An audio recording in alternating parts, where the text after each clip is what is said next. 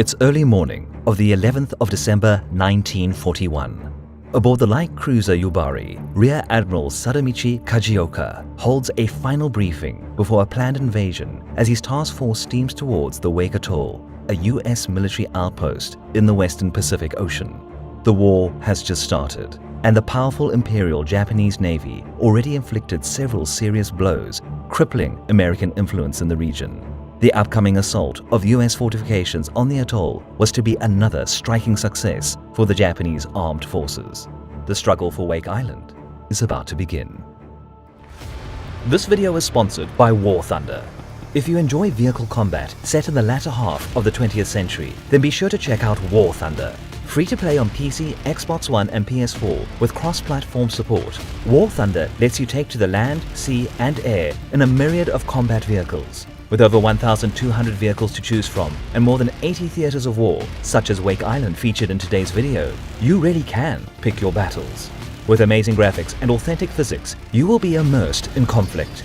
Join over 20 million players from around the world in a game that is constantly being updated with new content and multiple game modes to engage. Support our channel by clicking the link in the description below. Register online for free and enjoy premium access for 3 days, along with a premium vehicle to pilot your way to glory.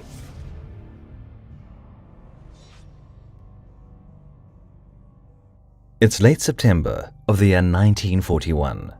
Pursuing an aggressive expansionist policy, the Empire of Japan prepares to launch an invasion on the lucrative Dutch East Indies and British Malaya in an attempt to overcome the oil embargo imposed by Western powers and, more importantly, gain much coveted economic independence.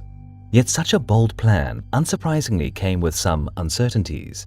Being aware of the close ties between the United Kingdom and the United States, Japanese planners expected the latter to react to any aggression in Southeast Asia and join the war on the Allied side.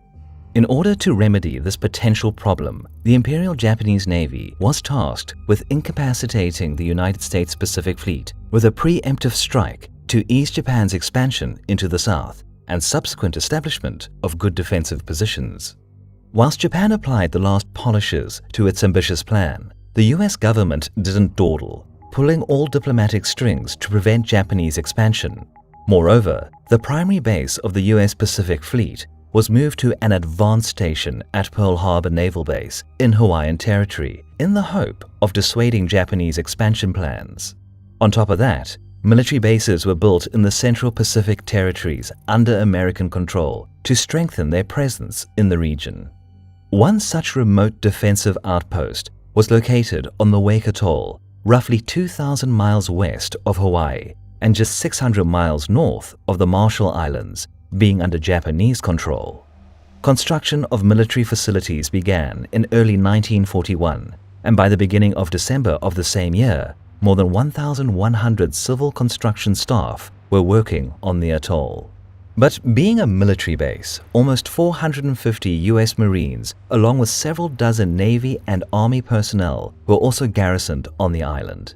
Apart from machine guns and small arms, they were equipped with 6 coastal artillery pieces, 12 anti-aircraft guns, and last but not least, 12 F-4F Wildcat fighter planes.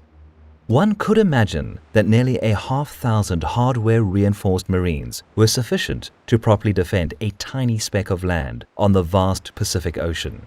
Yet Navy Commander Winfield Cunningham, who flew to the island late November to assume overall command, knew that the garrison on the Wake Atoll should be at least 4 times bigger to pose a serious deterrent to the powerful Japanese Navy. Nevertheless, Cunningham got straight to work, giving top priority to finishing the airstrip and defensive fortifications as soon as possible. But in spite of the earnest efforts of the Wake Islands personnel, the war in the Pacific broke out well before they had a chance to complete their duties. Early in the morning of the 8th of December 1941, a radio technician on Wake Island opened daily communications with Hickam Field at Pearl Harbor on the other side of the international dateline. Yet the initial transmission was distorted and barely intelligible. Something was not right. Soon, renewed attempts to establish communication made it abundantly clear Pearl Harbor was suffering a relentless assault from carrier-based Japanese warplanes. The United States was at war. Within the next hour, Commander Cunningham and Major Devereaux of the United States Marine Corps made hasty preparations for an impending attack. Soldiers scrambled, manning defensive positions and readying anti-aircraft guns. As the Wake Island outpost still lacked proper radar equipment, 4 Wildcats took to the skies and, despite poor visibility, attempted to patrol the area.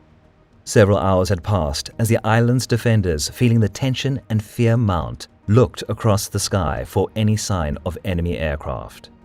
Eventually, almost precisely at noon, the roar of 36 Japanese twin-engined medium bombers filled the air as they approached through a rain squall. Anti-aircraft gunners struggled to match their range as Japanese bombs pulverized the station's facilities and destroyed all 8 Wildcats that remained on the ground. 23 men were killed, mainly air personnel. From December 8, Wake Island was subjected to almost daily air raids, though not as severe as the first. The 4 remaining Wildcats, assisted by anti-aircraft fire, managed to shoot down 2 unescorted Japanese Mitsubishi G3M bombers the very next day. But this small victory only served to maintain the dwindling morale of the American soldiers as the attacks continued unabated. After 3 days of air bombardments, early on the 11th of December, a Japanese invasion fleet under Rear Admiral Kajioka was spotted on the horizon by the island lookouts. It would seem that the struggle for the Wake Atoll was about to enter its decisive phase. 3 light cruisers, 6 destroyers, and 2 troop transports arrived off Wake Island and closed the distance to the beaches with purpose. Japanese artillery boomed as the task force steamed along the coast, but the island's defenses remained silent. Admiral Kajioka, probably being encouraged by the bomber crew's optimistic reports, ordered his ships to close the distance further and continue the artillery barrage. The Japanese distance to the beach steadily decreased as Kajioka's ships shelled the shoreline, destroying some civilian buildings but inflicting no damage to the island's defensive encampments. Major Devereaux, commanding the Marine Corps, patiently waited. He was aware of the shortcomings of his 5-inch coastal guns and ordered to hold fire until the Japanese ships drew closer, virtually into point-blank range. At last, the American batteries answered, and an initial salvo scored first hits on the Yubari, much to Kajioka's surprise. The Japanese admiral realized he'd been lured into a trap and was forced to immediately retreat to a safer range, hoping to avoid serious losses. But accurate fire from the coastal guns soon yielded significant results. Some of the American shells struck the aft torpedo mounts on one of the destroyers, causing a large explosion on board, tearing the ship in two. Within the next few minutes, the Hayate was enveloped by the waves along with her crew of 168 men. Yet the bad news did not end for Admiral Kajioka. In that time, the 4 Wildcats took off from the airstrip and joined the fray, pouncing on the retreating Japanese vessels. Initially, the American aircraft dealt minimal damage to the cruisers, but soon, one of their bombs exploded on the Kisaragi, another destroyer, by chance igniting her depth charges. The chain of explosions that followed ripped the Japanese ship apart, and just like the Hayate minutes earlier, the Kisaragi went under. A further 157 sailors were killed. At the loss of 2 Wildcats, the US defenders managed to repel the invasion, sinking 2 destroyers and damaging several other ships. It was the first tactical defeat of the Japanese Navy in World War II, giving hope to all Americans after the disastrous attack on Pearl Harbor. But for the defenders on Wake Island, it was but the first round. Japanese air raids continued for the next 12 days. A constant state of vigilance drew a significant toll on the Marines, as they had to remain at their gun positions around the clock. With little respite between Japanese bombardments, Wake Island was not left entirely to its own fate, as a relief force dispatched from Hawaii was already on the move. Yet by 22 December, it was still far away from the atoll. All the while, the situation on Wake grew increasingly dire. The 2 last Wildcat fighters were lost in dogfights with a new threat, Japanese Carrier Base Zeros, which complemented the waves of bombers. This could only mean that another invasion was but hours away. Indeed, early in the morning of the very next day, Admiral Kajioka's task force returned, but this time he was reinforced by 2 fleet carriers and several other heavier warships. 2 old destroyers were ran aground to allow the almost 2,000-strong Japanese unit to land on the beach. Soon a desperate battle was fought across the island as the wary defenders struggled to hold their ground against the numerically superior enemy. After hours of desperate infantry combat, shrinking the defense lines to a couple of strong points, Commander Cunningham, seeing that further resistance was futile, ordered his men to lay down their weapons. After 15 days of air raids and 2 invasions later, the Imperial Japanese Navy finally captured the US outpost on Wake Island, but at a high cost. They had to sacrifice 4 warships, more than 20 bombers, and just short of 1,000 soldiers to overcome the fierce island's defenders, who lost just over 100 American and Guamanian men.